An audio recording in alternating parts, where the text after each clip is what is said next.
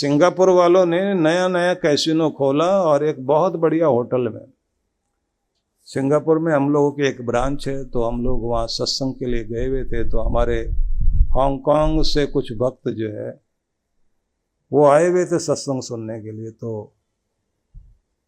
उन सब ने नए होटल में ठहरने का निश्चय किया। नया नया होटल खोला तो उसमें जाके ठहरेंगे। तो वहाँ ठहरे। तो उसके बाद उन्होंने मेरे से कहा, एक बार आप भी देखिए कितना कमाल कर रखा है इन्होंने।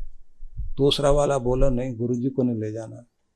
मैंने उसकी बात सुन ली। मैंने कहा, किस वजह से रोक रहे हैं? बोले, यहाँ कैसीनो है। तो मैंने कहा, तुम लोग भी कैसीनो गए? बोले, बाहर बाहर से झांक के देखा। तब उन्होंने एक बात बताई। बोले, यहाँ सिंगापुर गवर्नमेंट ने बैन लगाया हुआ है कि सिंगापुर का कोई भी नागरिक कैसीनो में नहीं जा सकता। मतलब डूबेगा तो दूसरे देश वाला ही डूबना चाहिए, हमारे देश वाले का बेड़ा गर्क नहीं होना चाहिए। क्योंकि एक बार इधर आ गए फिर तो फंस गए आप, फिर नहीं निकलोगे। जगह जगह खोले जा रहे हैं। और कई तो आइलैंड ऐसे हैं। हांगकांग के पास एक आइलैंड है, मकाओ में जा रहे हैं लोग, अब फ्री का टिकट देते हैं। अमेरिका वालों ने इतने खोल रखे हैं, नेपाल वालों ने खोल रखे हैं। सारे अमीर अमीर लोग जब भी मिलते हैं तो क्या बोलते हैं, बच्चों का दिमाग खराब है, छुट्टियां हुई, कमाने में उतना ध्यान नहीं है, गंवाने में ध्यान है। एक बार ऐसे दोस्त मिल गए तो रोज लेके जाएंगे आपको। और फिर वो जो लालच लग जाता है तो फिर उसके बाद तो आप टीवी में गेम चल रहे हैं तो आप वहीं बैठे बैठे दांव लगाओगे। शराब का नशा हो या जुआ का नशा हो, एक बार इसमें वो जो कहते हैं ना कि गिलासों में जो डूबे हैं ना उभरे जिंदगानी में, हजारों बह गए इन बंद बोतलों के पानी में, न जाने कितने कितने तबाह हो गए। एक बार डालो आदत, फिर नहीं निकल सकता। और लोग कहते हैं कि थोड़ा सा मॉड होने के लिए, मॉडर्न सोसाइटी में मूव करने के लिए कुछ तो चीयर्स करना ही पड़ेगा, नहीं तो सोसाइटी में मूव कैसे करेंगे। पता नहीं हमारे पूर्वज कैसे समाज में जीते थे। ये तो लंका के बारे में तो सुना जाता था कि वहां ऐसा था। महाभारत में भी आता है कि कर्ण जो है वो मद्र देश के राजा के साथ में बहसबाजी करता है। तो उसके बाद वो कहता है, तुम्हारा देश कैसा है? बोले, वहां जो है नशा करते हैं लोग, लेडीज को शर्म नहीं रही है। तुम्हारा तो समाज बहुत पतित हो गया है, इसलिए तुम्हारे समाज में महामारियां फैलेंगी, तुम्हारे समाज में झगड़े होंगे। ऐसे दोनों आपस में तू मैं करते हैं। और उस विवाद को व्यास ऋषि ने लिखा हुआ कि महाभारत की लड़ाई ऐसे नहीं हो गई, समाज का बहुत बड़ा पतन हो गया था। अब जो कितनी कितनी महामारियां फैल रही हैं और युद्ध सिर पर सवार है, घर घर में लड़ाइयां हैं। फिर से हमें अपने घर में वही सतयुग लाना होगा और अपने घर के अंदर वही धार्मिकता लाने की आवश्यकता है, नहीं तो जीना आसान नहीं रहेगा। कमाल की बात तो एक पूरी दुनिया आपकी संस्कृति की नकल कर रही है और आप उनके जो है कूड़े करकट की नकल कर रहे हैं। आपके हॉलीवुड के जितने भी स्टार हैं उनमें आपका योग, आपका प्राणायाम वो नकल करने लग गए हैं, भारत की योग पद्धति को अपनाने लग गए हैं, वहां के रॉक स्टार मानने लग गए हैं। और इधर वाले जो है वो नकलची बंदर उल्टा काम कर रहे हैं। और अपने यहां तो नकल करने की इतनी अजीब आदत है।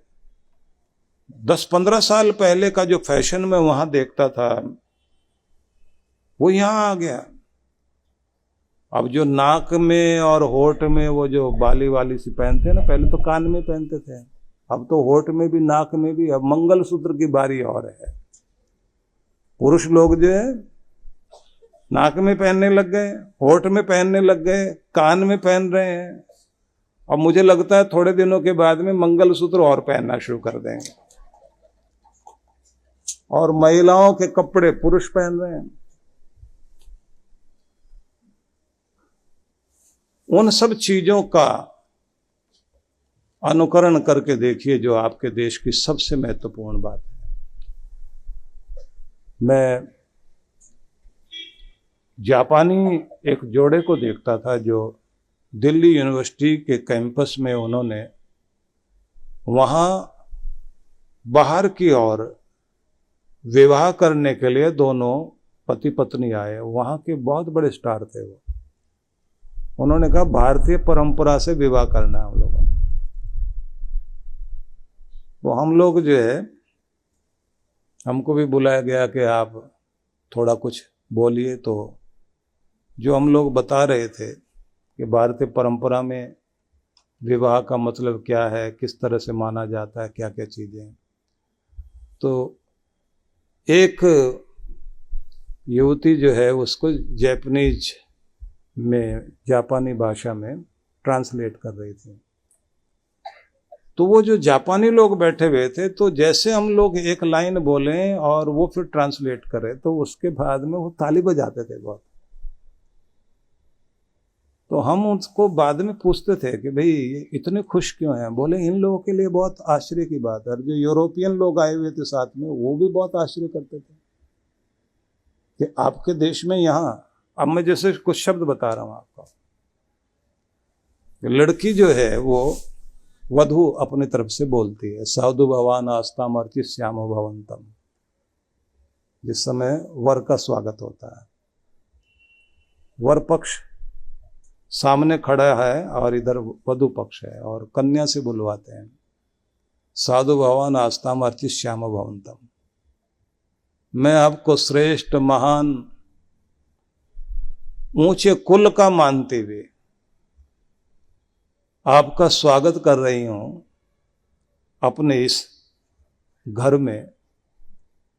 लेकिन ये स्वागत मैं हर दिन करूंगी विवाह के बाद। भले ही मेरे हाथों में फूलों की माला न हो, पर मेरे मन के सुमन सदैव तुम्हारा सत्कार करते रहेंगे। जब भी तुम घर में आओगे, मैं अपनी मुस्कुराहट के साथ आपका सम्मान करने के लिए, स्वागत करने के लिए खड़ी मिलूंगी। तो पहली पंक्ति ये है। ये अलग बात है कि वो कैसे खड़ी होती है आजकल, क्योंकि वो कहते हैं ना कि जिंदगी एक जंग है जब तक पत्नी संग है। दोनों पति पत्नी में लड़ाइयाँ ज़्यादा रहती हैं, लेकिन जो अनुवाद है वो तो यही है। अब वहाँ मधुपर्क दिया जाता है, मधुपर्क में फिर शब्द बोले जाते हैं, मधु वाता रितायते मधु क्षंति सिंधव माधवीर गावो भवंतु न। हर ऋतु जब भी आती है, हर मौसम एक माधुर्य लेकर आता है, चाहे गर्मी आए या सर्दी, बरसात हो। वो जो पहली फुहार पड़ती है ना बरसात की, उसकी मिठास ही अलग होती है। सर्दियां जैसे ही जा रही होती हैं और गुलाबी जाड़ा होता है, वो मिठास एक अलग होती है। और जब आप भयंकर गर्मी के बाद जैसे सर्दी शुरू होती है और ठंडी हवाएं चलती हैं, तो उसका मिठास है। कहा कि हर मौसम जब भी आता है एक मधुरता लेकर आता है। हम लोग भी जिंदगी में एक दूसरे के आए हैं, मिठास लेकर आए हैं, लेकिन रोज अपने जीवन में इस मधुरता को बनाए रखेंगे, इसे कभी टूटने नहीं देंगे, हम वायदा करते हैं।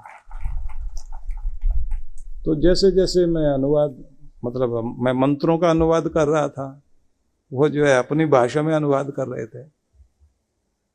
और कहा कि जैसे मधुरता से भरा हुआ दूध गऊ दे रही है, जैसे समस्त फूलों का रस निकाल करके शहद बनाकर मधुमक्खियां शहद दे रही हैं, ऐसे हमारे प्रत्येक कर्म में माधुर्य रहेगा। हम लोग दोनों एक दूसरे के लिए सदैव मीठे रहेंगे, हमारे आकर्षण में कभी कमी नहीं आएगी। तन का आकर्षण कम हो जाए, लेकिन मन का और व्यवहार का आकर्षण तो कम होने ही नहीं देंगे, वायदा करते हैं। अब जैसे अनुवाद करें तो उछलें, बहुत बड़ी बात है, आप तो डायलॉग बोल रहे हैं। मैंने कहा डायलॉग ऋषियों का है, हम तो अनुवाद कर रहे हैं। तो एक और मंत्र था जिसका अनुवाद किया गया कि आज हम दोनों इस तरह से मिल रहे हैं कि जैसे दो नदियों का पानी मिलकर एक हो जाता है। मतलब पानी पानी में मिल जाए तो कोई अलग नहीं कर सकता, पहचान भी नहीं सकता। इसलिए हमारे विचार मिले हैं, हमारे हृदय मिले हैं, हमारी भावनाएं मिली हैं और हम दोनों एक दूसरे की ताकत बन गए हैं। और वधु फिर कहती है कि अब तुम्हारा आदर्श ही मेरा आदर्श होगा, तुम्हारी जिंदगी के लक्ष्य को मैं अपना लक्ष्य मानकर तुम्हारा साथ दूंगी। ये भारत के वो संस्कार हैं जिनका आप किसी का भी अगर वो ट्रांसलेशन, पंडित लोग जब बेचारे कुछ बताने लग जाते हैं ना वहां बैठकर, तो लोग जो है वो 1000-2000 का नोट लेकर आते हैं और कहते हैं थोड़ा स्पीड जल्दी खत्म कराओ। और शादी भी ऐसे टाइम में करते हैं जब सारे थके हारे होते हैं, सोचते हैं कि जल्दी से काम हो जाए। पर आपकी संस्कृति में बहुत कुछ अद्भुत भरा पड़ा है। तो मैं ये कहना चाहता हूं कि अगर अपने घर को सतयुग में ले जाना चाहते हैं, नकल आपकी दुनिया को करनी चाहिए, आपको दूसरों की नकल करने की आवश्यकता नहीं है। और अगर कुछ सीखना है तो उन लोगों की अच्छी चीजें सीखनी चाहिए, जो विदेशी लोगों की अच्छी चीजें वो हमें सीखनी चाहिए। अब मैं ये देखता हूं कि वहां चाहे कोई कितना भी अमीर आदमी है, अपना काम तो खुद ही करते हैं सब लोग। शिकागो में हम लोगों का एक सेंटर वहां भी बना हुआ, तो जहां हम ठहरते थे पहले शुरू में, वहीं बराबर में एक कॉलोनी है जिसमें सबके अपने अपने हवाई जहाज हैं और सबकी इकट्ठी एक ही एयर स्ट्रिप बनी हुई, हवाई पट्टी बनी हुई कॉलोनी की, अपनी प्राइवेट प्लेन सबके पास में है। तो पीछे की तरफ हैंगर बने हुए हैं, हर एक कोठी के, हर एक बंगलों के पीछे की तरफ हैंगर बना हुआ जिसमें जो हवाई जहाज खड़ा होता है, सबके इसी तरह से। और आगे घर के आगे जो है उनके पार्किंग स्पेस बना हुआ है जिसमें उनकी गाड़ियां खड़ी होती हैं, और साथ में जो है ज्यादातर घरों में मैंने देखा उनकी जो है वो मोटर बोट भी साथ खड़ी होती है। तो शनिवार को ज्यादातर लोग या तो हवाई जहाज से या फिर मोटर बोट अपनी कार के साथ लगाते हैं और फिर वो समुद्र किनारे चले जाते हैं, तो समुद्र में मोटर बोट चलाएंगे। मुझे जो आश्चर्यचकित करने वाली चीज लगी थी, वहां पीछे उनका हवाई जहाज खड़ा है, आगे उनकी बहुत महंगी गाड़ियां हैं, मोटर बोट भी है, वहीं साथ में साइकिल भी रखी हुई है। तो मैंने कहा ये साइकिल कौन चलाता है? बोले यही चलाते हैं। हवाई जहाज वाले को साइकिल की क्या जरूरत है? बोले साइकिल इनके लिए रोज का काम है, साइकिलिंग करते हैं। हवाई जहाज को तो फ्राइडे वाले दिन, शनिवार वाले दिन, उस दिन यूज करेंगे। तो मैंने कहा इनके घर में कोई नौकर चाकर भी नहीं दिखाई देता। बोले सब काम अपना खुद करते हैं, अपने घर की सफाई भी खुद करते हैं। इधर तो अगर कोई बहुत बड़ी कार वाला हो ना, किसी दिन साइकिल पे जाता दिखाई दे जाए तो लोग कहेंगे इसका लगता है साइकिल वाला ही हो गया, बुरे दिन आ गए इसके। ये तो बाहर से ही दिखाई दे रहा है कार वाला, लेकिन लगता है कर्जा वर्जा कुछ है, नहीं तो साइकिल पे क्यों आता। वहां के लोग जो है अपना काम खुद करना पसंद करते हैं। वो नवाबी ठाट वो नहीं है कि पानी का गिलास भी मांगना है तो देने वाला दूसरा होना चाहिए, पकड़ाए वो और पिए आप, उसके बाद भी फिर लेने वाला साथ हो, टेबल पर भी खुद नहीं रखना। आखिर तक आपका शरीर साथ देता रहे और आप अपना काम खुद करते रहे और आपकी मुस्कुराहट भी कायम रहे और आपकी सेहत भी कायम रहे और आपको किसी का सहारा ना लेना पड़े, बल्कि आप दुनिया में दाता बनकर जिए, तब तो आपकी जिंदगी जिंदगी है। नहीं तो फिर आप सहारा लेकर जी रहे हो। एक और चीज आप देखेंगे कि मैं अब जो वहां देखता हूं, ज्यादातर अमेरिका में मेडिटेशन और योगा के सेंटर बहुत बन गए हैं और सिखाने वाले भी लोग उन्हीं के हैं। एक सज्जन जो हमारे बता रहे थे, उनका बहुत बड़ी कंपनी वहां पर है सिंगापुर में, तो उन्होंने मेडिटेशन के लिए टीम बुलाई थी, मोटिवेशन के लिए अपने सारे कंपनी के लोगों को इकट्ठा किया। तो जो मेडिटेशन कराने के लिए आया वो अमेरिकन आदमी था और उसने ऐसे ही बैठा के कहा अब श्वास भर के ओम का उच्चारण करो। बोले हम भारतीय लोगों को शर्म आ रही थी कि हम लोग ये सोचते थे कि भाई हमारे देश में योग जन्मा है और हमें अमेरिकन सिखाए, हमें तो इनको सिखाना चाहिए। कि उसके बाद मैंने अपने सारे भारतीयों को, जितने ऑफिसर मेरी कंपनी में भारतीय थे, उनको कहा कि आने वाले टाइम में ऐसा होना चाहिए कि तुम्हारा खुद इतने ट्रेंड हो जाओ योग में, ध्यान में, कि अगर कहीं किसी भी देश में जाते हो तो कंपनी की मीटिंग करने से पहले कहो कि 5 मिनट आंखें बंद करके बैठो, थोड़ी देर जो है मेडिटेशन करते हैं। आपका योग उन्होंने अपना लिया और वहां की मुसीबतें हमने अपना ली, और हम अपने आप को बहुत मॉडर्न कह रहे हैं, आधुनिक कह रहे हैं। निवेदन करना चाहता हूं कि हमें अपनी संस्कृति को अपनाना, गुरुओं की परंपरा को अपनाना है। और मैं सब उन लोगों को कहूँगा, सिंधी समाज के लोग यहाँ बहुत बैठे हुए हैं, अपने सिंधी परंपराएं जो आप लोगों की रही, बड़ी स्वस्थ परंपराएं रही हैं, उन परंपराओं को जीवित रखिए और अपने घर में अपने बच्चों के साथ भी सिंधी भाषा में जरूर बात किया करो।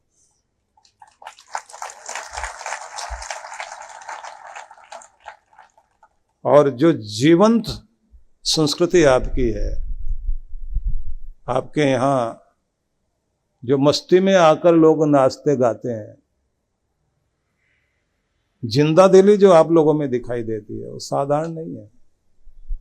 सिंधी समाज में मैं ये गुण देखता हूँ, ये आसानी से किसी को नहीं मानते, और अगर मान लिया तो फिर उसके साथ बहुत दूर तक साथ निभाने वाले होते हैं और बहुत प्यार वाले लोग हैं। लेकिन साईं झूलेलाल की उन सारी चीजों को बच्चों को जरूर सुनाओ, किस तरह के अत्याचार के दौर में उनका प्राकट्य हुआ था। सिंधु दर्शन तो करने के लिए बहुत कम लोग जाते हैं, आप लोग लेह लद्दाख जा सके तो बहुत अच्छी बात है। जाएं तो एक आश्रम हमारा मनाली में उधर पड़ता है, एक रास्ता इधर से जाता है, एक कारगिल की तरफ से जाता है, बहुत लोग उधर से होकर जाते हैं। हमारे कितने सारे लोग हैं जो इस कार्य में भाग भी लेते हैं। लेकिन मैं चाहूँगा कि अपनी संस्कृति को और जीवित रखिए, उसे मजबूत बनाइए, अपनी परंपराओं को ठीक रखिए।